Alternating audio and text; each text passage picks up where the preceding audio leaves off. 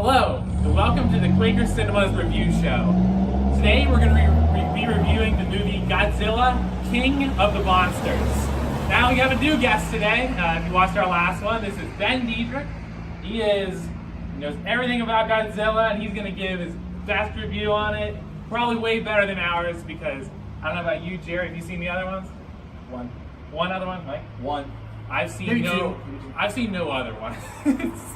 But either way, this is Mike Ernest, Gerry Latomich, that is Ben Diedrich, and I'm Will Ernest. Mike, we'll go to you first. What did you think of Godzilla? I enjoyed it.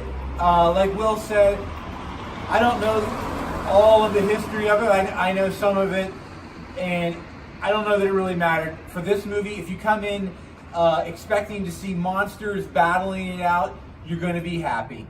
It's a movie in which the Earth has a lot more monsters on it than any of us knew, and they were controlled. They were in a confined environment, and then some poor thinking, I guess. Someone decides it's better to release them. They're going to help preserve the Earth. It doesn't work out that way. And in this film, Ben can straighten me out on this. I'm not sure Godzilla is always the hero. But in this movie, I think you're going to come away liking Godzilla. Godzilla is a good guy in this movie, or good monster. And it delivers what you would expect, I think, in a summer monster movie. It's colossal battles. It's big. It's explosions. There are these beasts, just being on each other in it, and that's what I expected, and that's what it delivered. I did. I enjoyed it. I think it's a good summertime movie. Thanks, Mike. Gerry? Godzilla, King of the Monsters also could have been renamed Godzilla, King of the Bad Movies. They had a great cast that he did absolutely nothing with. For the first 10 minutes, I had no idea what was going on, and I didn't care. When I figured out what was going on, I for sure didn't care. Then I fell asleep for a minute or two. I woke up, didn't care for any of the great cast. The special effects, if you compare it to the dragon on Game of Thrones, it's some of the most pathetic special effects I have ever seen. I guess if you're into monster movies, it was okay. Anything past that, it was Godzilla, King of the Bad Movies.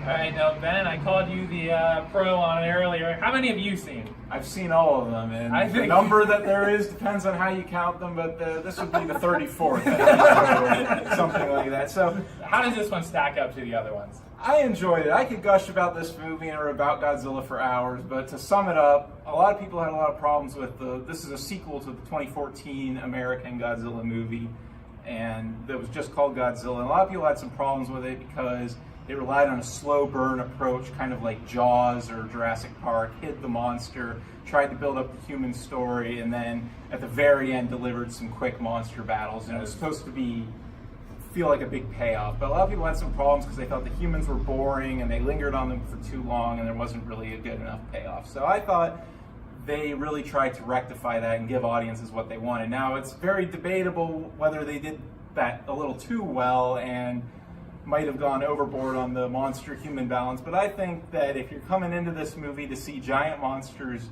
beat the crap out of each other, that's exactly what you got. And they do a really good job doing justice to the four main monsters in this movie. They're all classic Godzilla monsters: Rodan, Mothra, King Ghidorah, and of course Godzilla himself. And they did a good job updating them and delivering, just making them characters and having them fight with their own unique abilities. And I thought it was a visual spectacle that worked on a lot of levels, and yeah, I can't say enough about this movie. I'll probably go see it multiple times, and yeah. Right, now, is this consistent with the other ones? Is the Godzilla monster, does he play almost the same role in the other ones?